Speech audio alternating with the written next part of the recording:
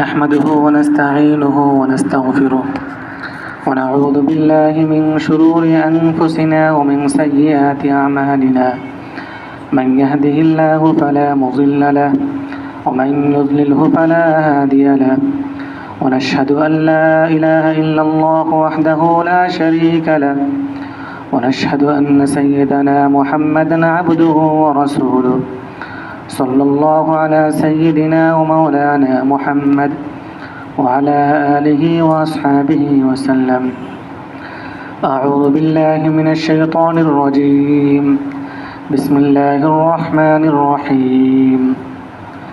القارعة ما القارعة وما أدراك ما القارعة يوم يكون الناس كالفراش المبثوث وتكون الجبال كالعهن المنفوش فأما من ثقلت موازينه فهو في عيشة راضية وأما من خفت موازينه فأمه هاوية وما أدراك ما هي نار حامية.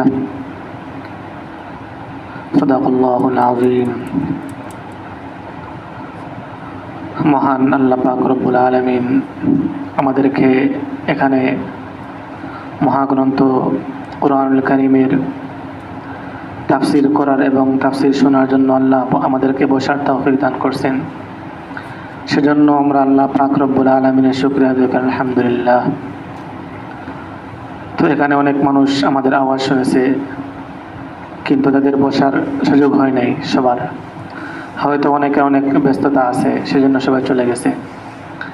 কিন্তু এই যে এক একটা সূরা, এখানে যে সূরাগুলো তাফসীর হচ্ছে, যেগুলো আমরা সাধারণত নামাজের মধ্যে তিলাওয়াত করে থাকি, তো এই সূরাগুলো যদি আমরা এর বিষয়বস্তু জানি, তাহলে সেটা আমাদের তিলাওয়াত শুনতে ভালো লাগবে। এবং এই ছোট ছোট সূরাগুলো আল্লাহ তাআলা কেন নাযিল করলেন? সূরাতুল বাকারা অনেক লম্বা সূরা, সূরাতুল আল ইমরান, সূরাতুন নিসা, অনেক বড় বড় সূরা কোরআনের মধ্যে আছে।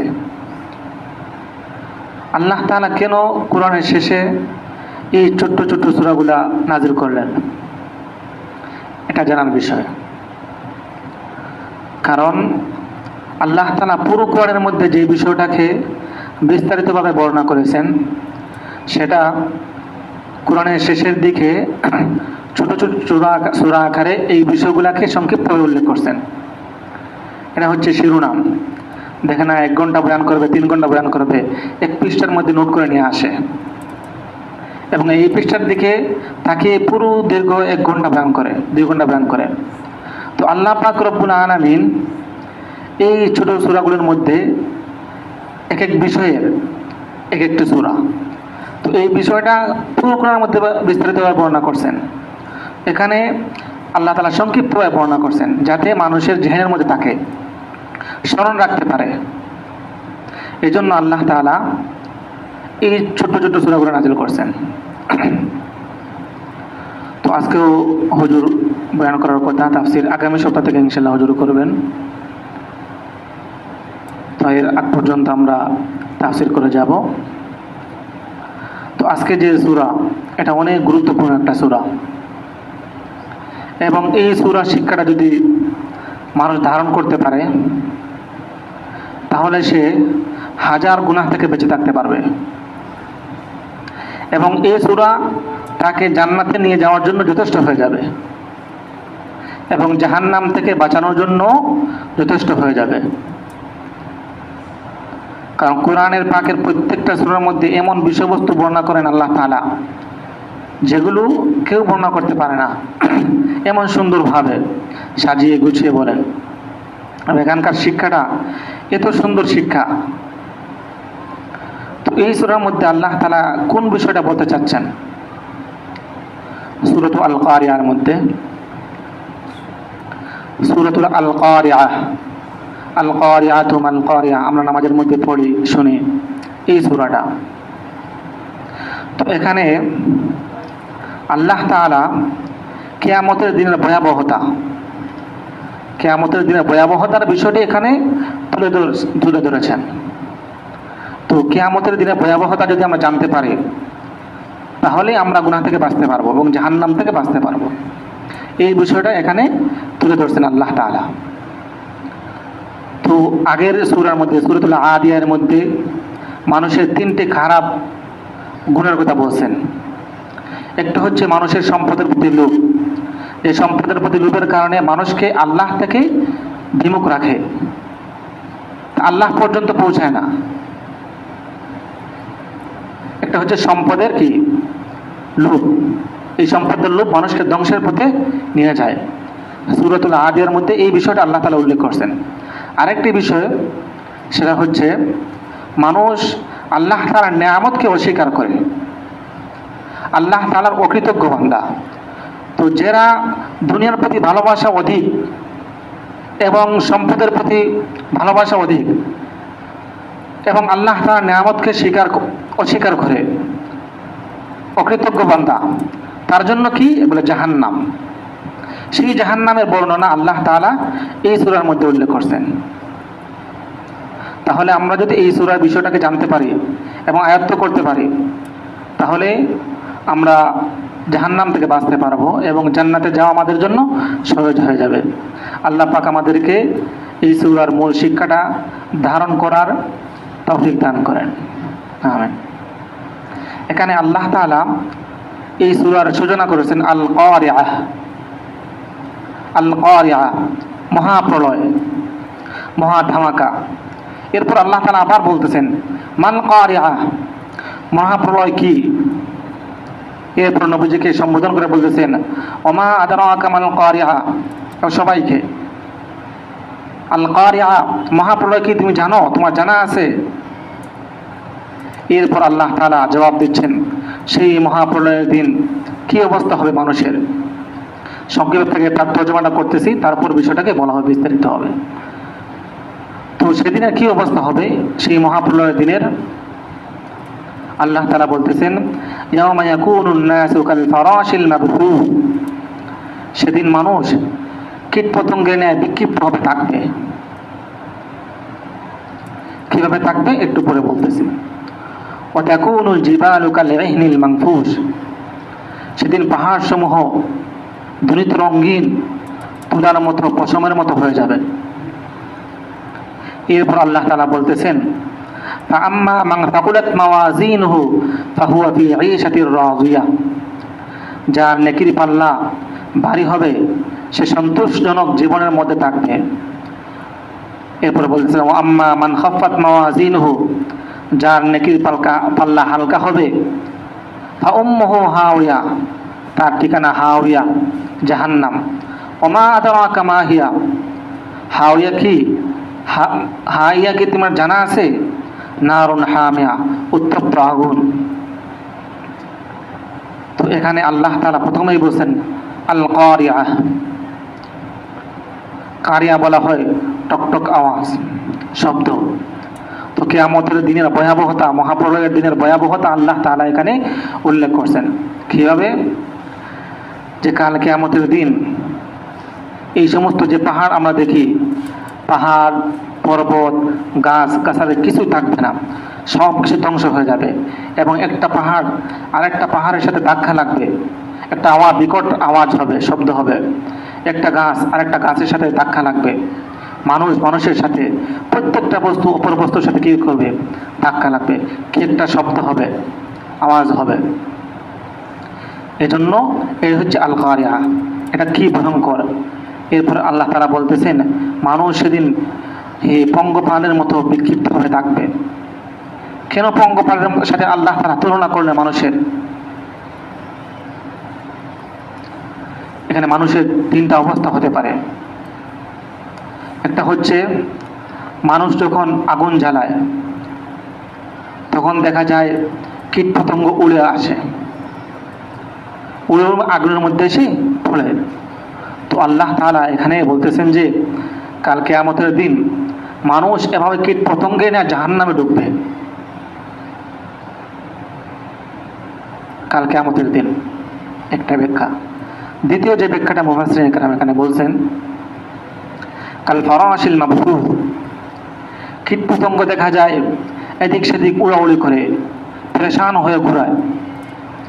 তাদের কোনো ঠিকানা নেই।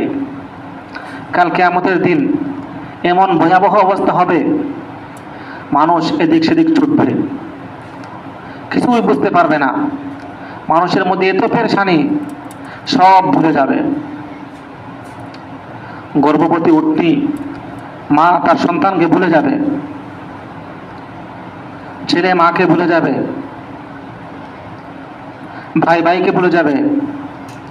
আল্লাহ তাআলা কোরআনের মধ্যে বলছেন, ইয়াওমা ইয়াফিরুল মারউ মিন আখিহি, ভাই ভাই থেকে পলায়ন করবে, ও উম্মিহি, তার মা থেকে পলায়ন করবে, ও আবিহি, তার বাবা থেকে, ও সাহিবাতি, তার সাথী থেকে, সঙ্গী থেকে সে পলায়ন করবে।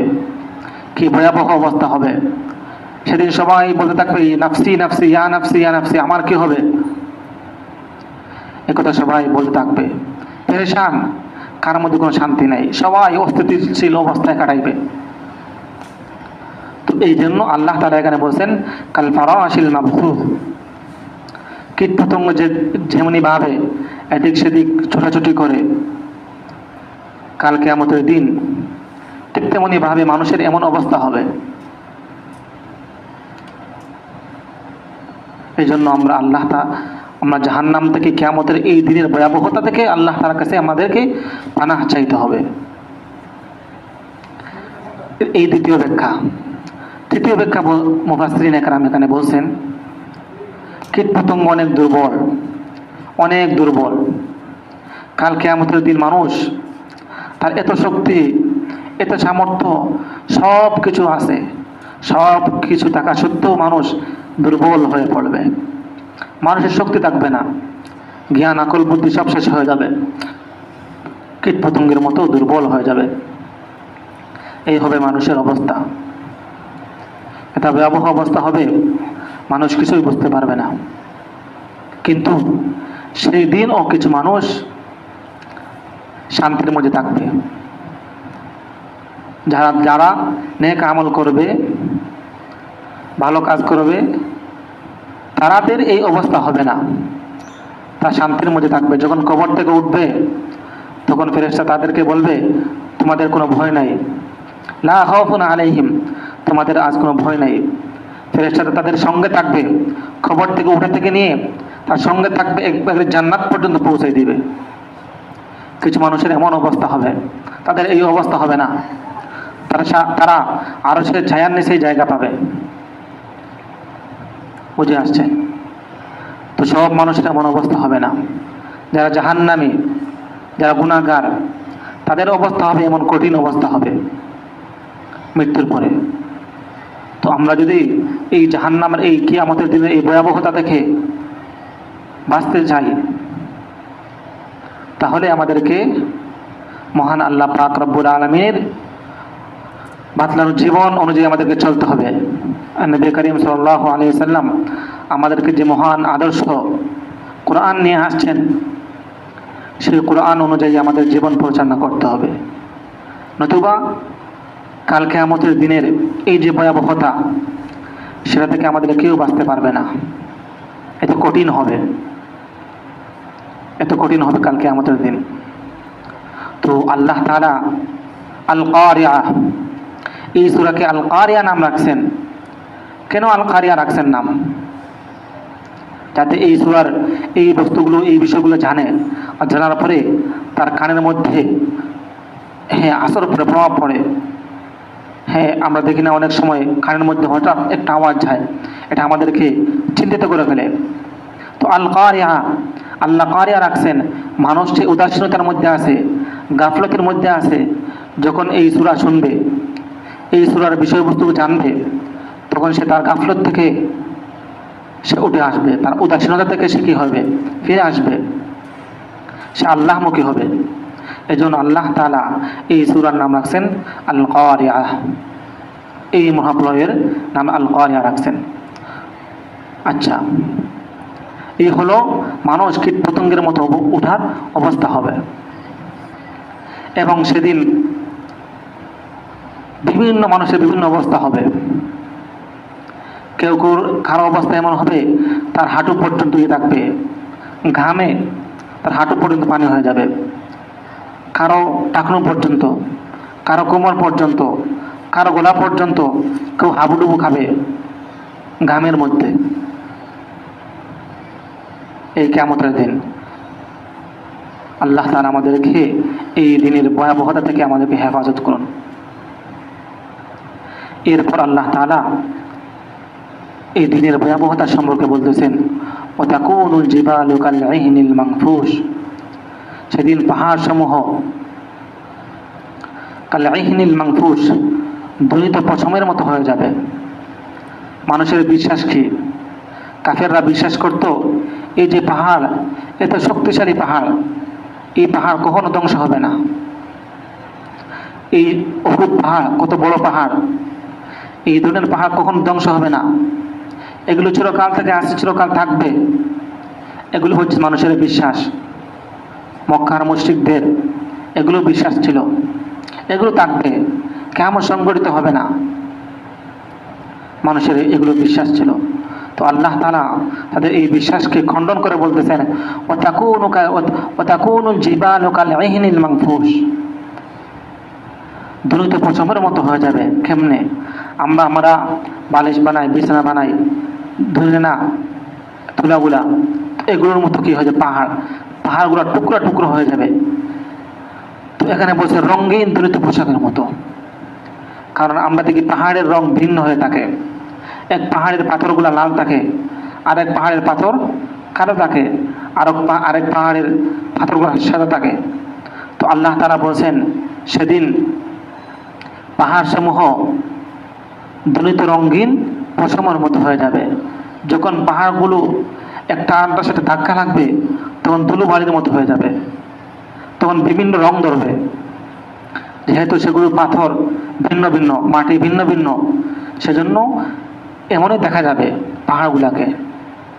তাহলে এই পাহাড়গুলো থাকবে না। আমাদের যে বিশ্বাস, কাফেরদের যে বিশ্বাস, এই পাহাড় থাকবে না, গাছগাছালি যেগুলো আছে থাকবে না, কিছুই থাকবে না, সাগর নদী কিছুই থাকবে না, সব সমতল ভূমি হয়ে যাবে।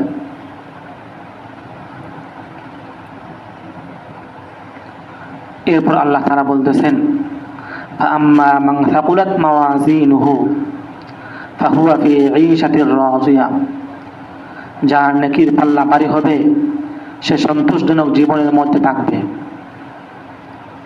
এখন নেকির পাল্লা কার ভারী হবে এবং কার হালকা হবে?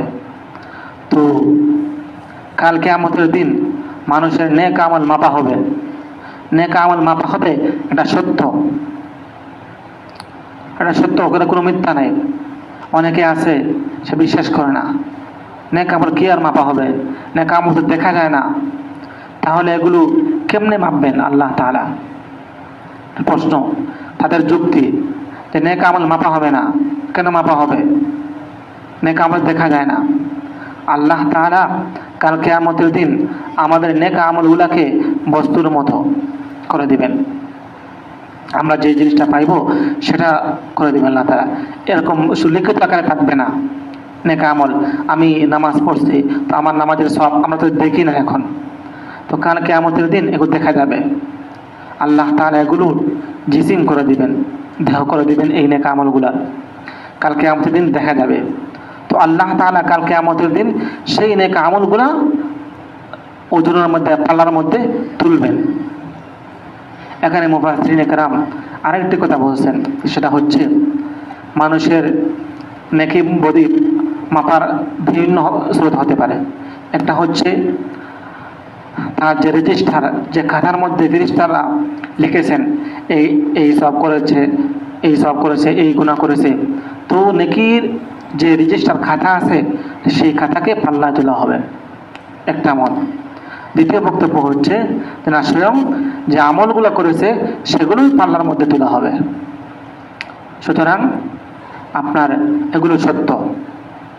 এই যে আমাদের একজন ডাক্তার আছে, ডাক্তার মতিউর রহমান, সেই বেচারা এই হাদিসগুলোকে অস্বীকার করে। সে বলে মিজানের পাল্লা মাপা হবে, এটা অস্বীকার করে। এবং আরো অনেক বাতিল ফেরকা যারা আছে, ওরাও এই যে কিয়ামতের দিন নেক আমল মাপা হবে সেটাকে অস্বীকার করে। তার একটা বইয়ের মধ্যে আমি পড়ছি, বুখারী এবং মুসলিমের 6টা হাদিসকে অস্বীকার করে এই মিজান সম্পর্কে। নেকি বুঝে মানুষের মাপা হবে, সেখানে তাফসির করে, তার তাফসির আছে। তো এদের খপ্পরে আপনারা পড়বেন না। আল্লাহ তাআলা স্পষ্ট আয়াতের মধ্যে বলছেন, ফাআম্মা মান সাকুলাত মাওয়াজিনুহু, যার নেকির পাল্লা ভারী হবে, ফাহুয়া ফি ঈশাতির রাদিয়া, সে সন্তোষজনক জীবনের মধ্যে থাকবে। তো নেকি থেকে প্রতি মাপা হবে, না সত্য, তাতে কোনো মিথ্যা নাই, স্পষ্ট আয়াতের মধ্যে আছে এবং স্পষ্ট হাদিসের মধ্যে আছে। এখন প্রশ্ন হতে পারে যে আল্লাহ তাআলা তো জানেন, আল্লাহ তাআলা জানেন না আমি জান্নাতি না জাহান্নামী, আমার নেকির পাল্লা ভারী না হালকা, সেটা তো আল্লাহ তাআলা জানেন, জানেন না? তাহলে কেন আল্লাহ তাআলা কাল কিয়ামতের দিন পাল্লার মধ্যে নেকি বুঝে তুলবেন বান্দার? একটা প্রশ্ন, এই প্রশ্ন আসে না? আল্লাহ তাআলা জানেন, তারপর কেন তুলবেন? হ্যাঁ, আল্লাহ তাআলা জানেন, আল্লাহ তাআলা নিজে জানেন, নিজে জানার জন্য তুলবেন না, কারণ আল্লাহ তাআলা জালিম না। আল্লাহ তাআলা যাকে যতটুকু নেকি দিবেন তাকে আল্লাহ তাআলা দেখো আমি জানি, তোমাকে দেখানোর জন্য তুমি এই নেক আমল করেছো, তোমার পাল্লা এই পরিমাণ ভারী হয়েছে, তোমাকে এই পরিমাণ নেকি দেওয়া হবে, তুমি এতটুকু তুমি প্রাপ্য। এরপর আল্লাহ তাআলা তাকে আরো অনেক বেশি দান করবেন। আল্লাহ তাআলা ইনসাফ, আল্লাহ তাআলা আদিল, আল্লাহ তাআলা দাতা মুনঈম, বান্দার প্রতি অনুগ্রহকারী আল্লাহ তাআলা। তাকে এটা বোঝানোর জন্য যে তুমি এই পরিমাণ নেক আমল করেছো, তুমি এতটুকুর প্রাপ্য, তোমাকে আমি এতটুকু দিচ্ছি, সাথে সাথে তোমাকে আরো 1000 গুণ বাড়িয়ে দিচ্ছি। এটা বান্দাকে জানানোর জন্য একটা। 2 নম্বর, জাহান্নামী ব্যক্তি তার সন্দেহ হতে পারে, আমি তো অনেক ভালো কাজ করেছি, হ্যাঁ আমাকে কেন জাহান্নামে দেওয়া হচ্ছে? আমার পাল্লার মধ্যে মনে হয় কোনো ভুল ত্রুটি হয়েছে, আল্লাহ তাআলা মনে হয় মানে ভিন্ন ধারণা করবে, খেয়ানত করছেন, এমন কিছু ধারণা হতে পারে তার বান্দা। তো আল্লাহ তাআলা এটা বান্দাকে জানানোর জন্য, আমি জালিম না, আমি জানি তুমি কতটুকু করেছো, তারপর পাল্লার মধ্যে তোমার নেক আমল তোলা হচ্ছে, তুমি যাতে দেখতে পারো, তোমার সচক্ষে দেখতে পারো তুমি কি করেছো না করেছো। তো এই জন্য আল্লাহ তাআলা কাল কিয়ামতের দিন তার নেক আমলগুলা পাল্লার মধ্যে তুলবেন।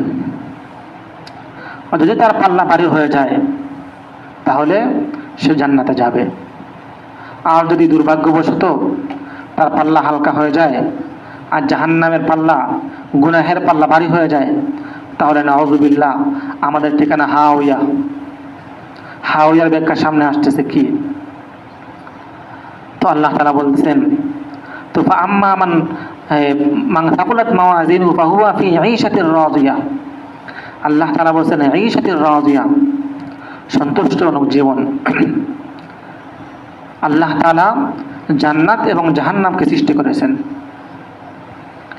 এবং আল্লাহ তাআলা জান্নাতের মধ্যে আল্লাহ পাক রব্বুল আলামিনের রহমতের পূর্ণ বহিঃপ্রকাশ ঘটবে। মাজহারে আতম বলা হয়, যেখানে আল্লাহ তাআলার রহমতের পূর্ণ বহিঃপ্রকাশ ঘটবে। যে বান্দা জান্নাতের মধ্যে যাবে সে এত নিয়ামত দেখতে পাবে সেগুলো কল্পনা করতে পারবে না। হাদিসের মধ্যে আসছে, মা লা আইনুন রাআত ওয়ালা উযুনুন সামিআত ওয়ালা খাতার আলা কলবি বাশার, যে নিয়ামত কোনো চোখ কখনো দেখে নাই, ওয়ালা উযুনুন সামিআত, কোনো কান কখনো শুনে নাই, ওয়ালা খাতার আলা কলবি বাশার, কোনো মানুষের কল্পনায় কখনো আসে নাই। ফি ঈশাতির রাদিয়া, সন্তুষ্টজনক জীবন এমনই হবে, যা ইচ্ছা তা পাবে। কোরআনের বিভিন্ন আয়াতের মধ্যে জান্নাতের বিভিন্ন কথা বলা হয়েছে, জান্নাতে কি কি নিয়ামত থাকবে অনেক বিষয় বলা হয়েছে। সেই জান্নাতের মধ্যে 70 জন করে হুর থাকবে, এক এক পুরুষের 2 জন করে দুনিয়ার নারী থাকবে। এক একজন নারী এত সুন্দর হবে সেটা কোনো বর্ণনা করা অসম্ভব, এত থাকবে। তার নহর প্রবাহিত থাকবে, নহরের পানি মধুর মতো থাকবে। হ্যাঁ, এত এত সুন্দর গাছ, এক একটা গাছের দূরত্ব হাজার হাজার বছরের রাস্তা হবে, এত বিস্তৃত। এত এক এক ব্যক্তিকে সর্বনিম্ন ব্যক্তিকে এই দুনিয়ার মধ্যে 10 দুনিয়া দেওয়া হবে একজন জান্নাতীকে। এই দুনিয়ার মতো 10 দুনিয়া দেওয়া হবে সর্বনিম্ন জান্নাতীকে। এবার বলেন, যারা সর্বোচ্চ জান্নাতি, যাদের মাকাম, যাদের স্থান অনেক উঁচু, তারা কি পাবে? কেউ ভাবতে পারে যেটা কেমনে সম্ভব? এই দুনিয়ার মতো 10 দুনিয়া এক ব্যক্তিকে দিবে, তো হাজার কোটি কোটি মানুষ জান্নাতে যাবে, তাদেরকে কি দেওয়া হবে? কোথায় পাওয়া হবে তো জায়গা? এগুলো অসম্ভব না। বর্তমান বিজ্ঞান এগুলো আমাদেরকে স্পষ্ট করে দিছে। এই যে মহাকাশ, এই মহাকাশের মধ্যে আমাদের পৃথিবীটা কতটুকু? মনে করেন এই তেপায়া, এই পুরো তেপায়ার মধ্যে আমাদের এই পৃথিবীটা হচ্ছে এই একটা কালো ফুটার মতো, এই একটা ফুটার মতো। এই ফুটা হচ্ছে মহাকাশ, আর একটা ফুটা সুইয়ের ফুটার মতো হচ্ছে মহাকাশ, এই আমাদের পৃথিবী। এবং এই মহাকাশটা প্রতিদিন বৃদ্ধি পাচ্ছে। আল্লাহ তাআলা কোরআনের মধ্যে বলেন, ওয়াস-সামাআ বানাইনাহা বিআইদিন ওয়া ইন্না লামুসিউন। আসমানকে আমি আমার কুদরতি হাত দ্বারা বানাইছি, ওয়া ইন্না লামুসিউন, এবং আমি এই আসমানকে প্রশস্ততাকারী। এখানে আল্লাহ তাআলা প্রশস্ততাকারী, এটা শেষ না, সর্বদা সর্বক্ষণ এই কাজটা চলমান। বর্তমান বিজ্ঞান বলতেছে, দেখা যায় এক একটা গ্রহ, এই আকাশের মধ্যে হাজার হাজার গ্রহ নক্ষত্র আছে, লক্ষ কোটি গ্রহ নক্ষত্র আছে। এক একটা গ্রহকে ছাড়িয়ে যাচ্ছে, এক একটা থেকে দূরে সরে যাচ্ছে। এই কাছাকাছি ছিল, দূরে সরে যাচ্ছে, প্রতিনিয়ত যাচ্ছে। তাহলে এই আকাশটা বিস্তৃত হচ্ছে প্রতিনিয়ত। তাহলে এবার বুঝুন, সাধারণ একজন মানুষকে এই দুনিয়ার মতো 10 দুনিয়া দেওয়া কি সম্ভব? হ্যাঁ, সম্ভব। অসম্ভব কোনো কিছু না। বুঝে আসছে? এগুলা নাস্তিকরা অস্বীকার করত, কিন্তু এখন এগুলো অস্বীকার করার কোনো সুযোগ নেই। তারা কল্পনা করত, কেমনে দিবেন আল্লাহ তাআলা একজনকে এই পৃথিবীর মতো 10 পৃথিবী, কেমনে? এখন এই সন্দেহ আর নাই। যারা সন্দেহ করে এই মহাকাশ সম্পর্কে জানে না। এবং আল্লাহ তাআলা, এটা হচ্ছে আমরা বোঝার জন্য বলতেছি, কিন্তু আল্লাহ তাআলার জন্য এগুলো যদি এই আসমান এত মহাকাশ এত বিস্তৃত নাই করতেন, তবু আল্লাহ তাআলা আল্লাহর পক্ষে এগুলো সম্ভব কিছুই না। কুন ফায়াকুন, কোন বললেই হয়ে যাবে, এগুলো অসম্ভব না। আল্লাহ তাআলা সব কিছুর উপর ক্ষমতাবান। তো এই হচ্ছে ফি ঈশাতিন রাদিয়া, এত সুখ, এত নিয়ামতের মধ্যে থাকবে যদি বান্দা সঠিকভাবে যেতে পারে, নেক আমল নিয়ে যেতে পারে। এরপর আল্লাহ তাআলা যে ভয়াবহ বিষয়টা বলতেছেন, ওয়া আম্মা মান খাফফাত মাওয়াজিনহু ফাউম্মুহু হাওিয়া, এবং যার নেকির পাল্লা হালকা হবে তার ঠিকানা হাওিয়া হবে। আল্লাহ আবার বলতেছেন, ওমা আদরাকা মা হিয়া, হাইয়া কি তুমি জানো? নারুন হামিয়া, উত্তপ্ত আগুন। তো এখানে উম্মুহু বলছেন আল্লাহ তাআলা, ফা উম্মুহু, যার নেকির পাল্লা হালকা হবে, ও উম্মুহু, তার ঠিকানা হাওিয়া, জাহান্নাম। এখানে আল্লাহ বলছেন মা। উম্মুনের একটা অর্থ হচ্ছে মা। তো আল্লাহ তাআলা তার ঠিকানাকে মা শব্দ দ্বারা উল্লেখ করছেন। সন্তান তার মায়ের কাছে কি যায়? আশ্রয় নেয়। সন্তানের আশ্রয় কি? তার মা। তো যারা জাহান্নামী হবে তাদের আশ্রয় হচ্ছে জাহান্নাম, জাহান্নাম তাদের মা, ওখানেই তারা থাকবে। এই একটা অর্থ এখানে শব্দ আনার। দ্বিতীয় যে অর্থটা এখানে মুফাসসিরিন কেরাম উল্লেখ করেছেন, উম্মন অর্থ হচ্ছে মানুষের দিমাগ, মগজ। তো কাল কিয়ামতের দিন আল্লাহ তাআলা মানুষকে তার ঠ্যাঙ্গে পায়ে ধরে মাথাকে উপর করে ফেলবেন, মাথা আগে ফেলবেন। তো যখন মাথাটা জাহান্নামে নিক্ষেপ করা হবে, তখন সবার আগে জাহান্নামের তাপ, জাহান্নামে যে শাস্তির তাপ সবার আগে তার দেমাগে লাগবে, মাথায় লাগবে। এই জন্য আল্লাহ তাআলা এখানে বলছেন উম্মন, নাউযুবিল্লাহি মিন যালিক। আল্লাহ তাআলা আমাদেরকে এখান থেকে হেফাজত করুন। বাকি আছে কথা হাওয়া। এখানে হাওয়া কেন বললেন আল্লাহ তাআলা? হাওয়া অর্থ হচ্ছে গর্ত, জাহান্নামের গর্ত। এত জাহান্নাম এত গভীর, এত বিশাল হবে যে হাদিসের মধ্যে আসছে একটা পাথর যদি জাহান্নামের পাপ থেকে নিক্ষেপ করা হয় তাহলে 70,000 বছর এটা পৌঁছতে সময় লাগে, গভীরে পৌঁছতে। এত গভীর হবে। হাদিসের মধ্যে আসছে নবী করিম সাল্লাল্লাহু আলাইহি ওয়াসাল্লাম যখন মেরাজের মধ্যে গেছেন তখন হঠাৎ ধপাস একটা শব্দ পেলেন। তখন নবীজি জিজ্ঞেস করেন এটা কিসের শব্দ? বলেন একটা পাথর 70 বছর আগে, 70 বছর আগে নিক্ষেপ করা হয়েছিল একটা পাথর, আজ সেটা গিয়ে জাহান্নামের একবার নিচে পতিত হয়েছে। এত গভীর হবে। জাহান্নামের কেমন হবে তাহলে? এক একটা জাহান্নামীর দাঁত হবে উহুদ পাহাড়ের মতো। হ্যাঁ, এত বিশাল হবে। চামড়া হবে অনেক মোটা শরীরে। তার এক কান্দ থেকে স্কন্দ, এই ঘাট থেকে নিয়ে কাঁধ পর্যন্ত 70,000 বছরের দূরত্ব হবে। মানে বিশাল আকারে তাকে আকৃতি দেওয়া হবে যাতে সে জাহান্নামের শাস্তি ভালোভাবে ভোগ করতে পারে। বুঝে আসছে? সেটাই হচ্ছে হাওয়া। আল্লাহ বলছে ওমা আদরাকা মা হিয়া নারুন হামিয়া, সেটা হচ্ছে উত্তপ্ত আগুন। হাদিসের মধ্যে আসছে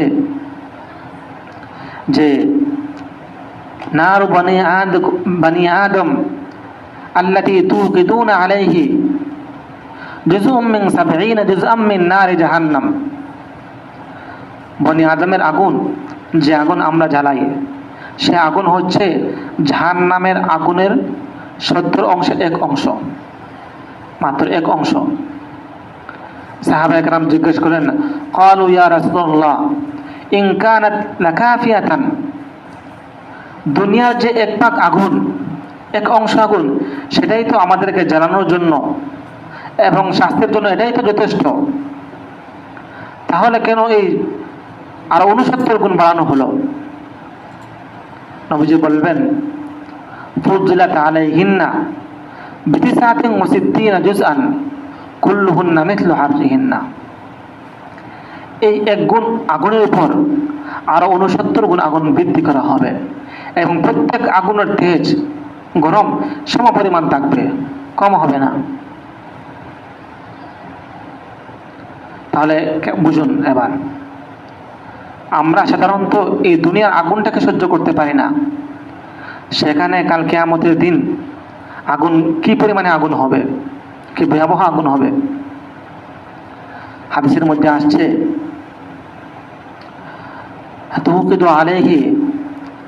আলাইহিন্নার আলফা সানা হাত্তা ইহমাররাত থুম্মা তুকিদু হাত্তা ইবিয়াদাত থুম্মা তুকিদু হাত্তা ইসওয়াদ্দা। আগুনকে 1000 বছর জ্বালানো হবে, তারপর এই আগুন কি হবে? লাল হবে। তারপর আরো 1000 বছর জ্বালানো হবে, তারপর সাদা হবে। তারপর আরো 1000 বছর জ্বালানো হবে, তারপর কালো হয়ে যাবে আগুন। তারপর অন্ধকার রাতের মতো হয়ে যাবে। কেউ মনে করতে পারে জাহান্নাম এর মধ্যে আগুন, এর মধ্যে জাহান্নামের মধ্যে আগুন থাকবে, এখানে আলো থাকবে। আলো থাকবে না, একবারে অন্ধকার হয়ে যাবে। সেই আগুনকে 3 বার জ্বালানো হবে 1000 বছর করে। প্রথমে 1000 বছর লাল হবে, দ্বিতীয়বার জ্বালানো হবে সেটা হবে, তৃতীয়বার জ্বালানো হবে, তখন কালো হয়ে যাবে। তো জাহান্নামের মধ্যে একদম কালো অবস্থা থাকবে। এ হচ্ছে নারুন হামিয়া, সেখানেই মানুষকে জ্বালানো হবে। আল্লাহ তাআলা কোরআনের মধ্যে বলেছেন, কুল্লামা নাযিজাত জুলুদুহুম বাদদালনাহুম জুলুদান গায়রাহা লিয়াযুকুল আযাব।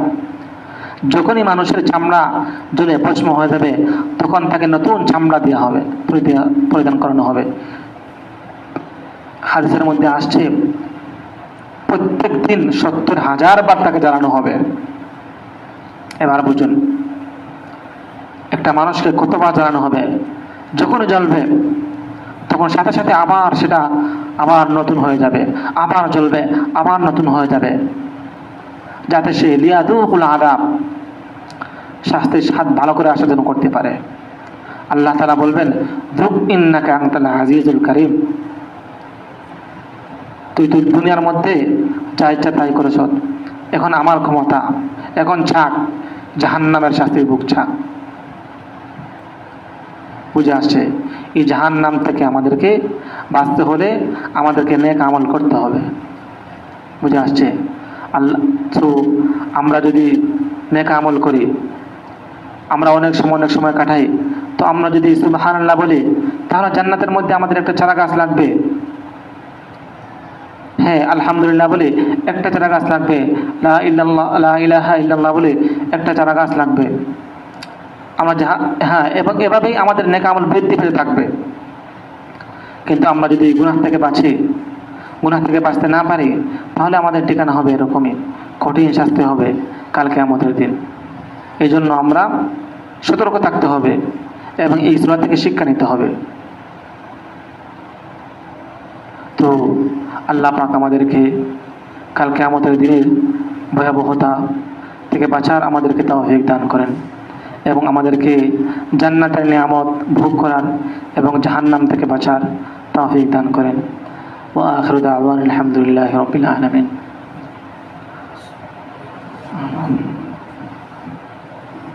দোয়া করব নাকি? সংক্ষিপ্ত দোয়া নিয়ে।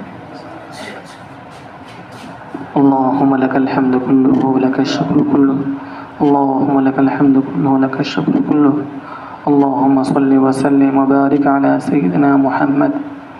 হে আল্লাহ, পরবর্তীকার আলম রব্বুল আলামিন, তুমি আমাদেরকে মাফ করে দাও, আমাদের জিন্দেগীর সমস্ত গুনাহকে মাফ করে দাও। হে আল্লাহ, আমাদেরকে জাহান্নাম থেকে বাঁচাও, কিয়ামতের দিনের ভয়াবহতা থেকে বাঁচাও। হে আল্লাহ, আমাদের জান্নাতের পথকে সহজ করে দাও, জাহান্নামের পথকে কঠিন করে দাও। হে আল্লাহ, আমাদের জান্নাতে যাওয়াকে সহজ করে দাও।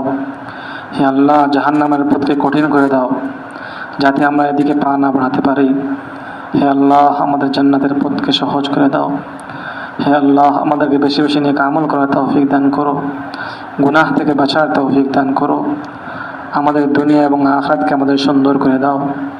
হে আল্লাহ, আমাদের আখিরাতকে আমাদের জন্য সুখী সমৃদ্ধ করে দাও।